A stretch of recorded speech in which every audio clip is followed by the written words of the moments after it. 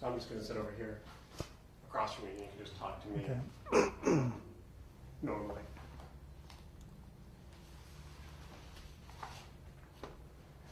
Just have a conversation. Don't worry about the camera. All right. Can you tell me your name? Tell me your name, where you live, and what you do. Okay, my name is Roberto Porta. I live in Managua, Nicaragua. I'm working in vocational education. And were you born there? Yes, I was born in Masaya, south of Managua.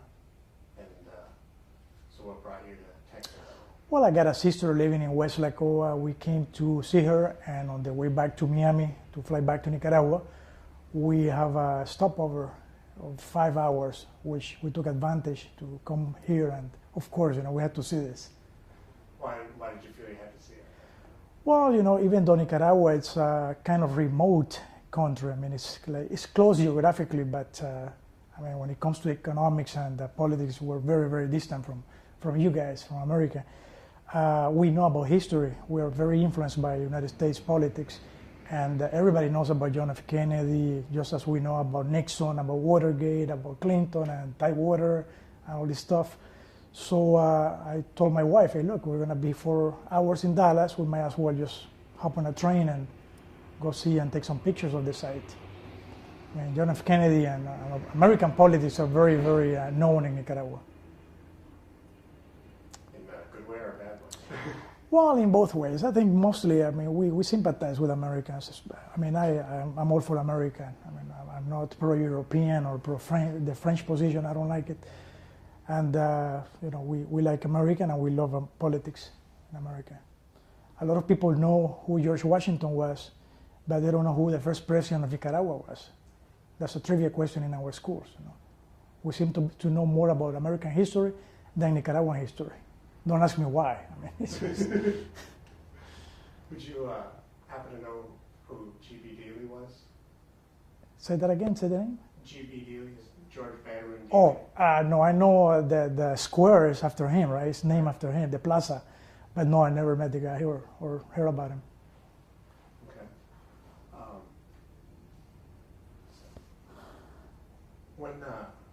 When did you first hear the Kennedy story? The first time? When I was in high school in Nicaragua, we had a course in American politics and society. It was a class about government and society. And we studied Roosevelt and, of course, from the Russian side, Khrushchev, and then Kennedy. And then we knew that in 1963, about 15 days before my birth, actually, he got shot. And we knew that he was very popular within American society for everything he was doing at the moment. And also we knew about Jackie, his wife, and that's how we knew about it. Did your family talk about it? Oh yeah, sure, yeah. Well, I didn't know exactly who killed him or why. And I'm sure a lot of Americans still wonder why. But we knew that he was a good guy. And good guys are not supposed to die, especially the way he did. So what kind of a figure, So now, what's your feeling about the assassination? Do you have a theory about it? Well, I was reading in the internet yesterday that this guy, Oswald Lee, I forgot the name already, was a communist, supposedly. And that somebody complained, I think it was Jackie or some relative complained that, look, he got killed by some chippy communist instead of being killed by somebody who represented some antagonism. That's what I heard. But theory-wise, I don't know. Some people say that it was the same CIA who killed him. You go figure. I have no idea. You ever read any books on the subject? Conspiracy? No, I read something, but not a whole book. But I did read some stories about the conspiracy theory, the single shot theory. I remember. And also I saw the movie JFK, in which they mentioned that. But what did you think of that movie? It was close to reality. When you compare the history, written history, with the movie, I would say it's close to, kind of.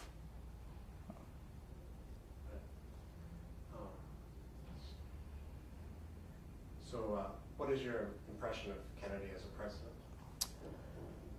Well, I wasn't born when he was a president, but for what I have studied and read, he meant good. He was making a lot of social changes, changes in society, which might have affected some interest from the right. Also, I heard that he was in a position in which he was beginning to confront the, how do you call it, the status quo? You know what I'm saying? Like what people believe at the moment. And he was a threat to some sectors, some influential sectors.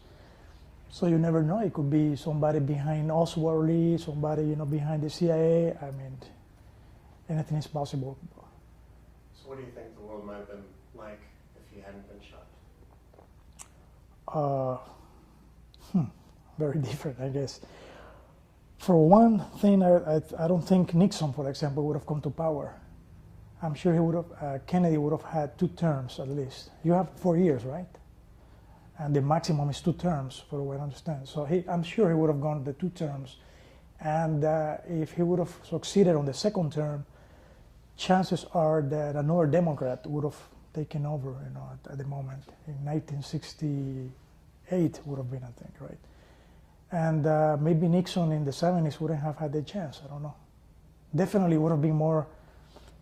It would have looked like a Clinton era, kind of ahead of times, kind of. In Nicaragua, we sort of compare Clinton, even his look, his demeanor, to Kennedy.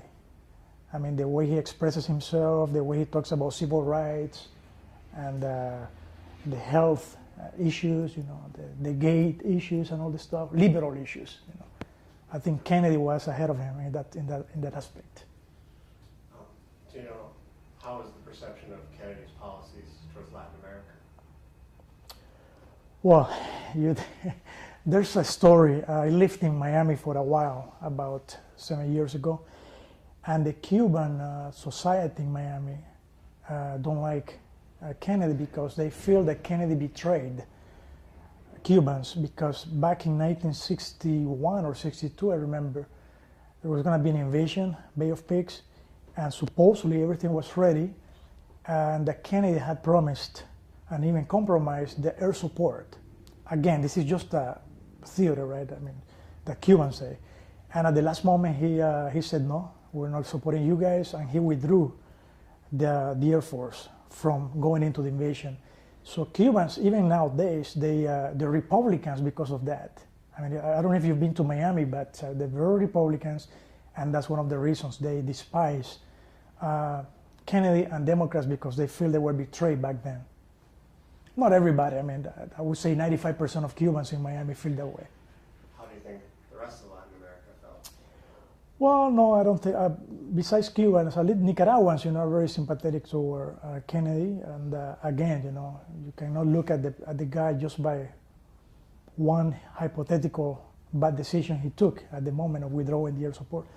I think as a president, he had a lot of sympathy. People like him, and I believe that he had a program called Progress, and I forgot the translation right now.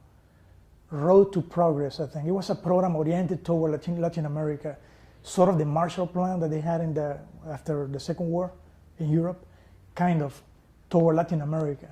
And I think Kennedy was backing that up, so people sympathized with him, of course. Have you had a chance to go into this house? You haven't been to the museum? No, not yet. Have you gone over to the Kennedy Memorial? No. Did you know that there was a memorial over there? Where? It's behind that courthouse. Main Street, maybe? Or yeah, if you follow we might pass by on the way back. Yeah. Just at the time is pressing us because we got a plane to catch at 1 p.m. So. Okay. Well then, since you got to get going, I will just ask you, what do you think will become of this spot in the future? Do you think people will continue to come? Oh yeah, definitely. I'm sure that after I tell my friends in Nicaragua and my brother, my sisters, what I just saw, they're gonna come here. I'm gonna try to make them come because this is history. I mean, it's living history. Not like Hillary's book, but it's like more illustrating history. Is there anything, when you looked at it, I mean, what did you feel? Well, after seeing pictures, seeing films, seeing it on the internet, and finally being here, you know, I mean, looking at the cross on the street is like, it's impressive, and it's like something that is not shocking, but it's something like, it gives you a special sensation. And seeing that, it's a testimony of the risk of being a president or a high figure in public policy these days, you know. I mean, it's like, I wouldn't venture, if I were a president, to come out on the open like he did back then, you know, or like Clinton did in his first or second inauguration in Washington, I think, when he actually walked through Pennsylvania Street, I think, with Chelsea and Hillary. I mean, I wouldn't have done that. Because of that, somebody might shoot you, and you don't even know why. That's the saddest thing, you know.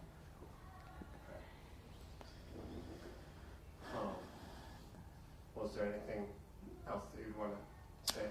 Well, since this is going to be watched, this is going to be seen by American students, and you know, we're in America, I just want to tell you as a Nicaraguan foreigner, you know, that you guys, you Americans, should not take for granted your freedom. I mean, we in Nicaragua went through 2 wars just to have, you know, a kind of a freedom. We're still not free 100%. We are learning democracy until now, in the year 2003. And I see you guys fighting sometimes for issues that are that in Nicaragua, you know, would never even thought about it, you know. You have to appreciate what you have, you know, you are a model for other countries, you know. We in Nicaragua, at least I respect and admire your system, your democracy. I studied college here, and I really value what I learned here, my experience, you know. I mean, this is a great society. You're great people. I mean, no society is perfect, of course, but I think you are very close to that, more than in Europe, more than in the Soviet Union, more than in China. So you have to appreciate it. Could you give me an example of what we argue over that's not worth it? That something that is not worth it? Yeah, you said that we argue over things you would Well, never consider. yes, I can give you an example. You consume too much. You spend too much unnecessarily. I have friends that, you know, buy a car, let's say a Corvette or a Mustang, a Ford, and 5 years later they finish paying it off. You know, they're out of debt, and the car is brand new. They could use it for 10 more years, but no, they change it because the neighbors say, look, you know, it's like, it's old-fashioned now. It's not good anymore. There's a brand new, you know, it came out with this color or with this kind of tires, you know, and they go for it, and they go back to the bank and get indebted again, you know what I'm saying? So that's something that you guys can spare. I don't think you need to spend that much money. You have to be more like Europeans in that sense, you know. You have to be more, what is the word, thrifty? You have to learn how to save more, because that's one thing that the world does know, that you guys spend just with kind of materialistic way, and you don't need that. Well, thank you very much. All right. It's a good way to start out.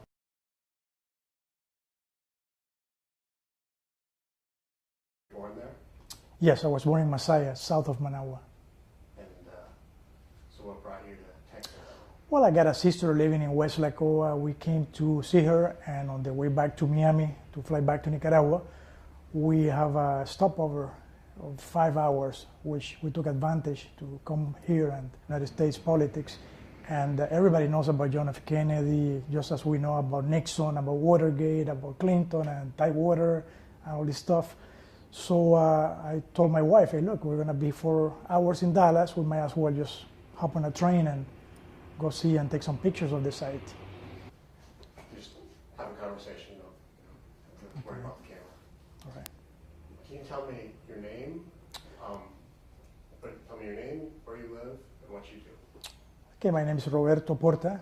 I live in Managua, Nicaragua. I'm working in vocational education. And where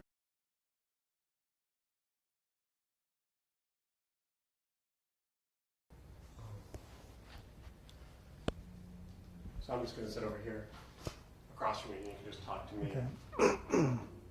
normally. Of course, you know, we had to see this. Why did you feel you had to see it? Well, you know, even though Nicaragua it's a kind of remote country. I mean, it's close geographically, but I mean, when it comes to economics and politics, we're very, very distant from you guys, from America. We know about history. We are very influenced by